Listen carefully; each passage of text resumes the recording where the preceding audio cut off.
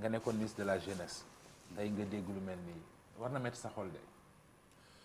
waaw c'est di jaale d'abord ñi ci ñàkk seen doom wala seen jarbaat ak seen mbokk bakkan moom ak lu mu mënti doon rek bakkan la vie defe naa mën nañ ko wax noonu tubaab c'est sacré, c'est quelque chose de sacré mais bu émotion yooyu yëpp passé il y a une analyse objective à faire parce que jàngoro bu amee yàlla dogal nga bokk ci ki ñu wóolu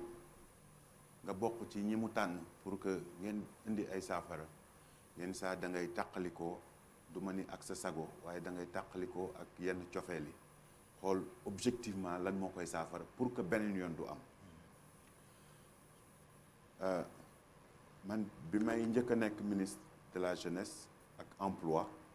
fi naa fa ñetti at ak genn wàll fi naa phénomène bii nii commencé woon na reprendre mais gisuma lu jar nit di risquer bakkanam ci loo xam ni dara wóoru ko mais boo ko jëlee culturellement ñun dañoo gëm alal ju bari walla bàmmeel bu sori sama mbokk njaaree bi te defe naa wàll nañ waa Louga dañ koy wax ñu développer complexe ku nekk ci biti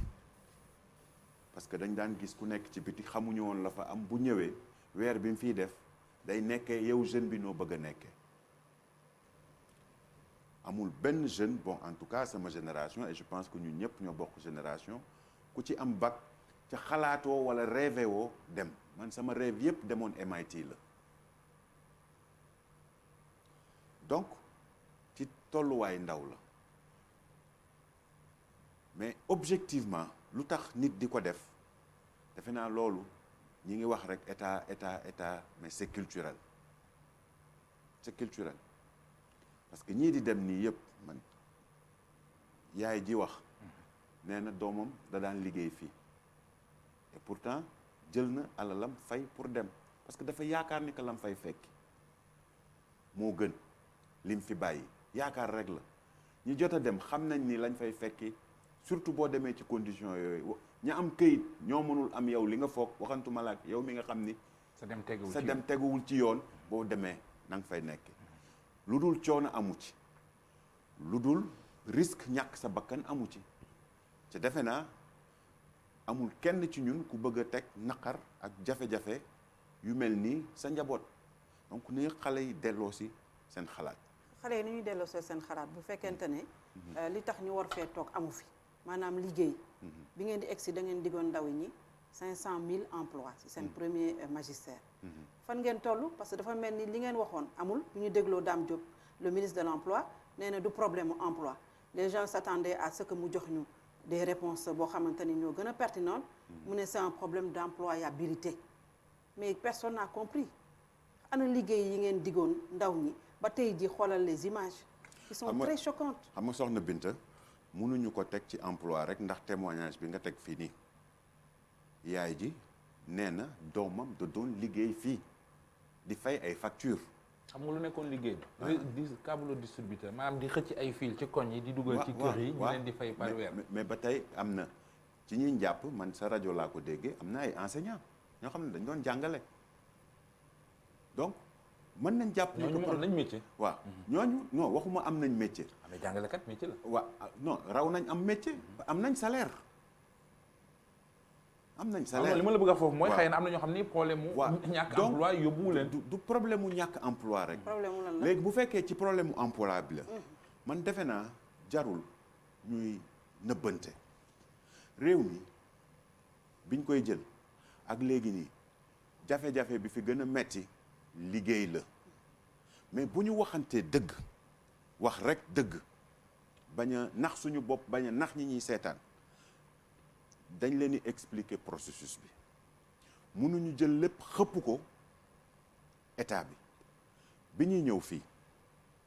déglul bu baax li ma la wax ñun ñëpp ñoo bokk génération donc ñun ñëpp xam nañ nan la njàng mi tëdde Sénégal 1968 du ma wax ba 2012 président Diouf commencé woon na ba pratiquement ay 95 96 enseignement bi fi amoon yëpp 100% pratiquement wala 98% enseignement général la woon ñi fi jàng jotu dugg université nii waxuma après avant réforme bi lan ngay am dëgg mathématiques sciences physique chimie sciences naturelles français histoire géographie nga transposé ko ñuy continuer 2 ans maîtrise yooyu la ñuy am nga am maîtrise géographie amoo qualification nga am maîtrise philosophie amoo qualification jàngale sax mënoo ko il faut que ñu yóbbu la former la pendant 1 an pour nga soog a mën a jàngale donc enseignement général boobu lañ fi fekk loolu moo fi am 2015 bi président de la république di entamer réforme universitaire yi bakkan wadd na ci bakkan li may wax nii mën nañ ko fàttaliku bakkan wadd na ci université mu doon xeex bu metti parce que ñenn ñi amuñu woon compréhension wu ni que bu ñu réarticuler wul enseignement supérieur bi mais on va continuer à former des chômeurs tu as un élève wala benn étudiant bu am maîtrise am seen waa kër boo demee dañ naan la am na diplôme mais mënul liggéey parce que jàngaluñ ko liggéey même pour nga nekk journaliste da ngay am maîtrise wala dëgg ba pare soo ko dem CESTI ñun ñëpp ñu ngi fiy fàttaliku programme suñu grand yi ñi amoon maîtrise programme bi fi président Diouf defoon mooy boulangerie yi ak affaire yooyu ça a toujours été un problème pour la première fois dans l'histoire de ce pays un homme est venu et a osé réarticuler l'enseignement ñu commencé ci enseignement supérieur bi réforme universitaire commencé réformer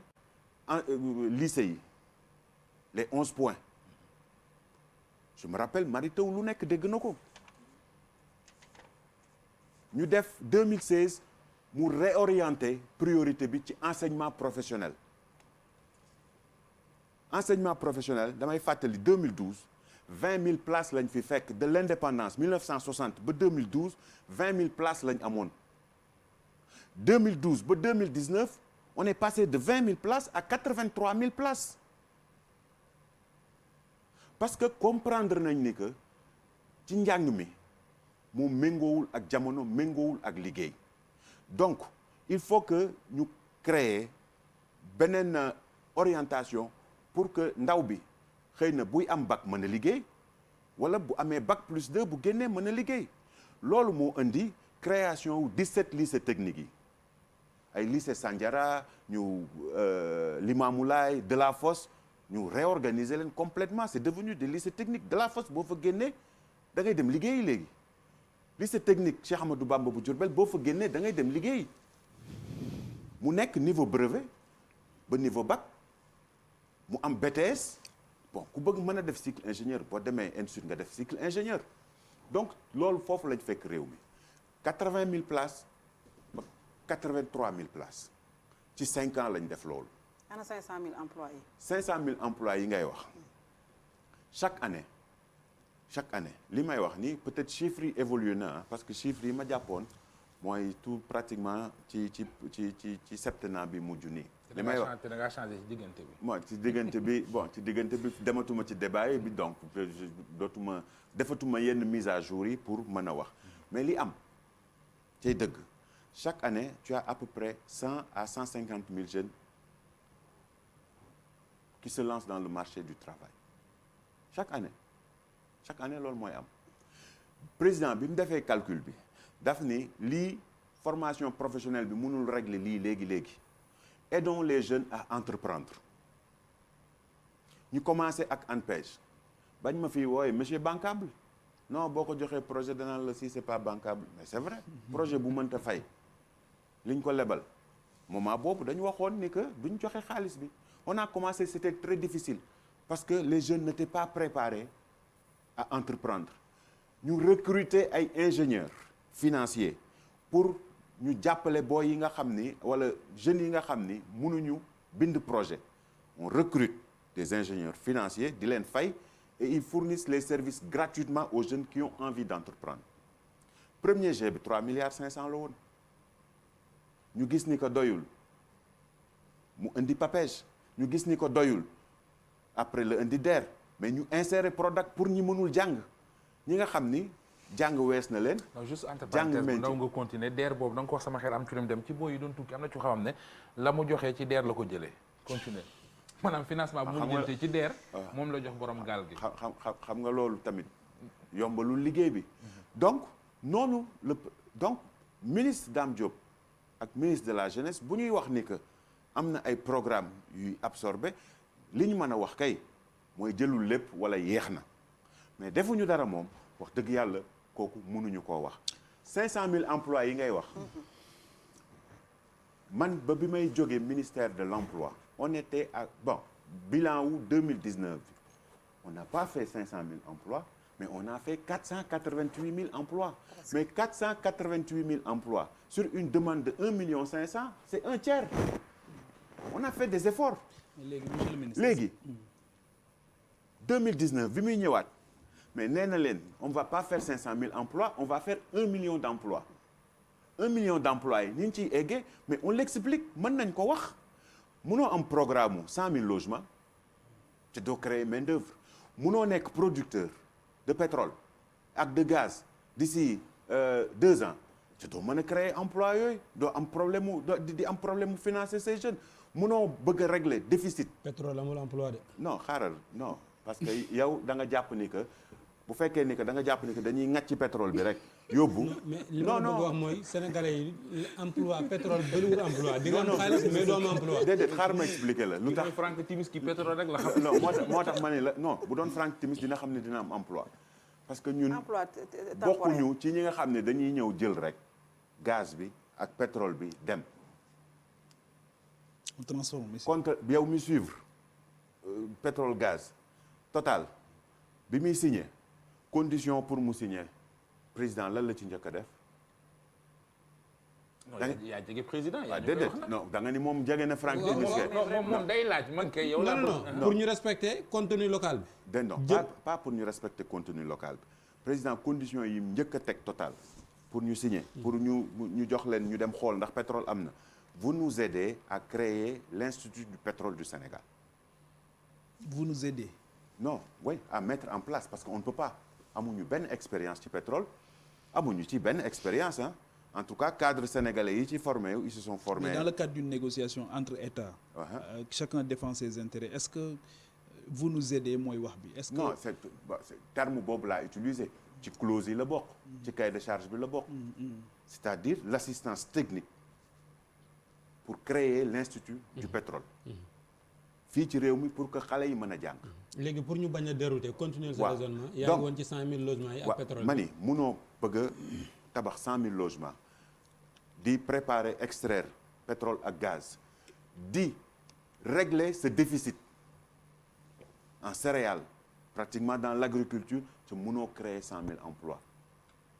c'est pas possible 1 million d'emplois munul nekk li tax mu ma wax la ni que mën na nekk. et que xel mën na ko nangu boo seetloo ci la jiitu gis nga ba ñu bàyyee quand on a laissé l'enseignement général on a créé 2 universités l'université du Sine Saloum ak l'université Amadou Mahtar Mbow. Amadou Mahtar Mbow c'est spécialisé en NTIC xel mën naa nangu ni que ku jàng NTIC tey mais même bu la TFM jëlul mais mën nga entreprendre sa yëfu bopp. xel mën naa nangu tey ni que ku dem génne université Sine Saloum spécialisé wu ci agronomie mais mën ngaa dem liggéey. Monsieur le ministre am na question donc la bëgg a laaj changement de paradigme yooyu les gens ne l'ont pas évalué objectivement on a passé beaucoup de temps ci ay détails ay non 29 milliards lii nii di wax ay wax yoo xam ni amul jëmul bopp jëmul genn ca mënoon a wax qui doit évaluer ca mënoon a wax non c'est-à-dire nous on évalue et on améliore président bu waxee ni que nañ leen def lii chaque année dañuy évaluer pour jéem a améliorer parce que dañu bokk ci ñi gëm ni que retour d'expérience lépp matulan lépp yembul mais boo defee at nga toog xool li nga def di nga xam fan la dëngee ak fan la ñu war a jubal. question bi ma laaj bëgg